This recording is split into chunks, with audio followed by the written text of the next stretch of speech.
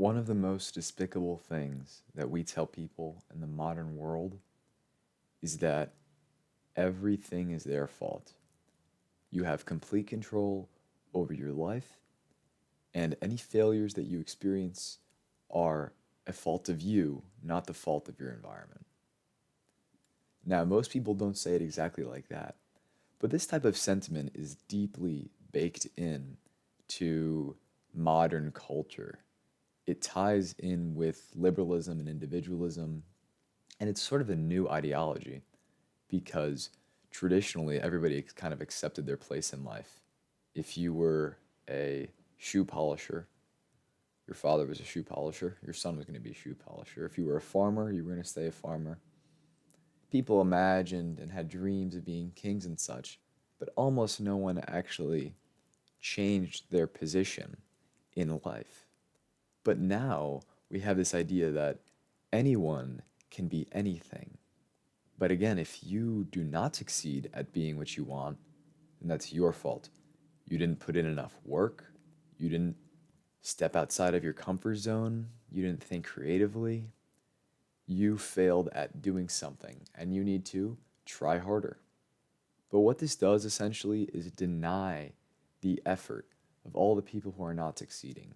There's people who are putting in more time than you, who care more than you, who literally are willing to experience more discomfort and pain than you, and yet still they do not succeed. Why is that? It's because life isn't fair. We're not all starting off from the same level playing field. There's some people who, no matter how hard they work, they will never get what they want. There's some people who have to work way harder than others for the same thing.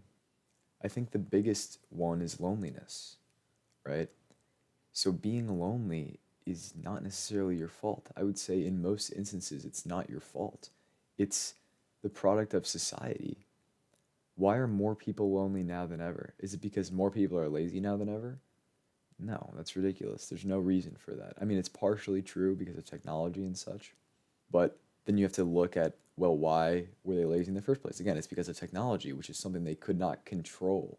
So when you have lots of people being depressed, not having friends, not being able to go out, feeling lost, feeling purposeless in their life, and society essentially kicks them while they're down and says, oh, I know you're struggling right now, but it's actually all your fault. That can really damage a person. They might have been opening themselves up and being vulnerable to another person, and that's how they respond. And it's meant to feel empowering, but in reality, it feels like you're not listening. You're not actually listening to their struggle. You're not actually listening to their situation. In anything, take business for example. If you had the right idea, but you were in the wrong time period, you would not be successful. If you had the right idea, but the wrong work ethic, you would not be successful. If you had the right idea at the right time with the right work ethic, but you got screwed by your partner, you won't be successful. There's so many stories like these throughout history, and we don't even know 99% of them because they're nobodies, right?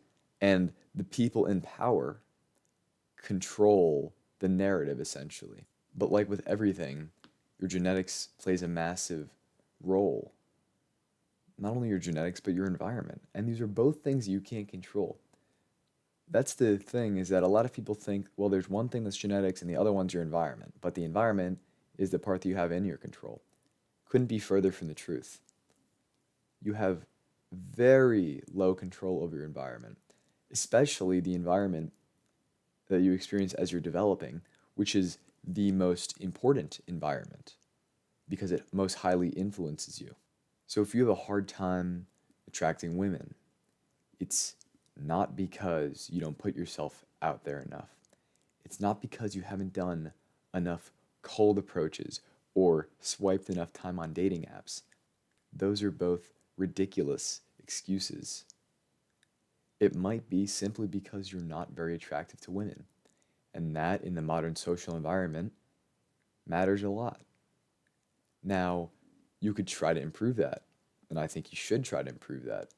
But there's limits on what we can improve. We can't get better indefinitely. That's impossible, right? The same way that nobody can have all the money. Maybe somebody will have $1 billion, $100 billion, maybe even $1 trillion pretty soon. But nobody has $1 quadrillion. Nobody has all the money in the world. There's limits on what you can do, even if you're the best. So if you feel alone, if you feel like a failure because nobody's willing to listen to your struggle, you should know that that's not true. You're not a failure. That's ridiculous. You're only a failure compared to some random subjective metric in the eyes of other people. And there's a lot of people who are open-minded, who are willing to listen, who care about others, who think the same.